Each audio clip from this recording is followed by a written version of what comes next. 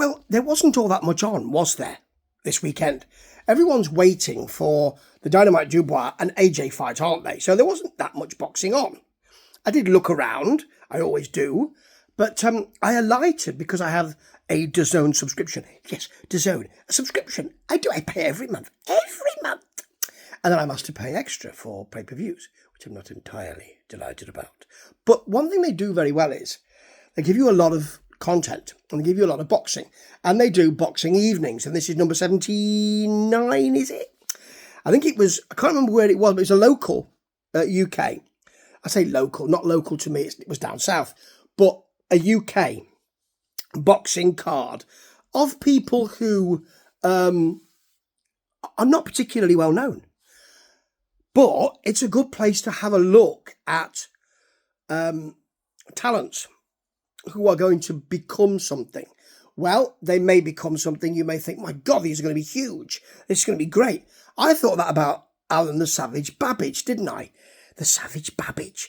Thinking, well, he might become something special because he's got that Derek Chisora, I throw lots of punches and I don't have much defence or defence if you're in this country. The UK, that would be. The UK. Pip, pip, hello, cup of char, all that kind of thing. Fish and chips. So, yes, he doesn't have much defence. And so I thought he was going to become something a bit special, but he doesn't look like he's going to be.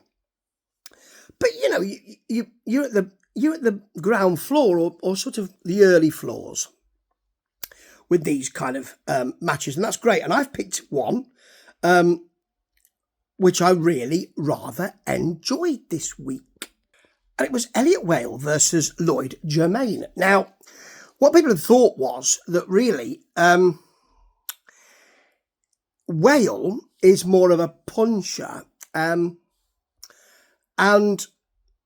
has more... Well, you need to keep him off you. Germain, who's got talent here, good talent here, needs to keep him off, keep Whale off to get his work in. And they both had a really good go. And that's one of the great things about the boxing of boxing, isn't it? Certainly when you get a bit further down the ranks and people are making their way up, they really have a go. And I've made some notes down here, so you might see the eyes flicking over there. I see the eyes flicking. But anyway, Germain started with intent here and intention. He really went for it. They felt each other out a bit, but he really had a go. He also managed to hit a really quite neat counter right hand.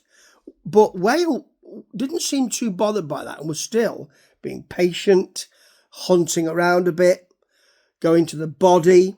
And Germain had a bit of success at the end and I think thought, oh, well, it looks like I've got the measure of him now. That's sometimes a bit difficult. When you get that, sometimes it can be a bit problematic for a fighter. And spoiler alert, it proved that way here.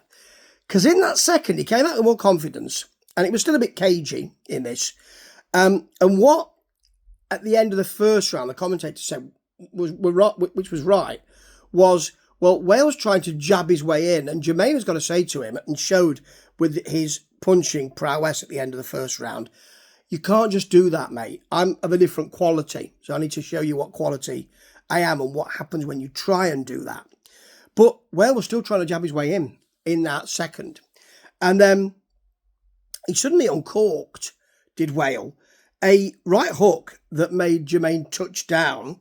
He didn't go down, he touched down. It was a really good punch. I mean, it was on the button and it was quick. The hand speed superior, I think. And it just made Germain think, oh, blimey, I just need to pause for a minute here. But Whale was very patient. He didn't come in and wail away. Ho, ho, ho. He was very patient to look for his next way in. I think the general feeling was, well, I'll get him at some point. It'll happen at some point. And it did very quickly, actually, because it was half jab, half straight punch, straight right hand. And again, Germain touched down. He was saved by the bell at this point. And because Wales got the faster hands, he just saw there was an opening and just went for it. He was ready. He was poised, good shot selection. That's what makes the difference. And as I say, he had the faster hands. It didn't last long. In the third, Lee Selby, trainer for Germain, waved it off because a hook, once again, put Germain down. And it had been cagey up to that point, and it was a kind of pick and fight, although it sounded to me like the commentary was saying, well, Germain seems to, I mean, we'd expect that maybe he would prevail here, but he didn't. However, this is both boxers really needing to make a mark, and that is really important with boxing. It's not all about, oh, AJ versus Dubois, stakes are high. It's about, well, stakes are high every time you get in this ring, and the business of boxing is created, changed, all sorts of things the moment you get in there as well. Anytime you get in there, whether you've been in there for a while, whether you're making your way, and it is great to see grassroots boxing like this. It's one of the things that DAZN does really well. It really does. It really gives you, as I say, that grassroots boxing. And the feeling that, well, boxing is not just about Las Vegas, folks. It's about small halls, folks, and even smaller halls than that. Because these people are just starting out, but it means the world to them. And it was a great fight. Quick, a great fight. And thanks to DAZN, I loved it. If you're a boxing fan, why wouldn't you? Ta-ta.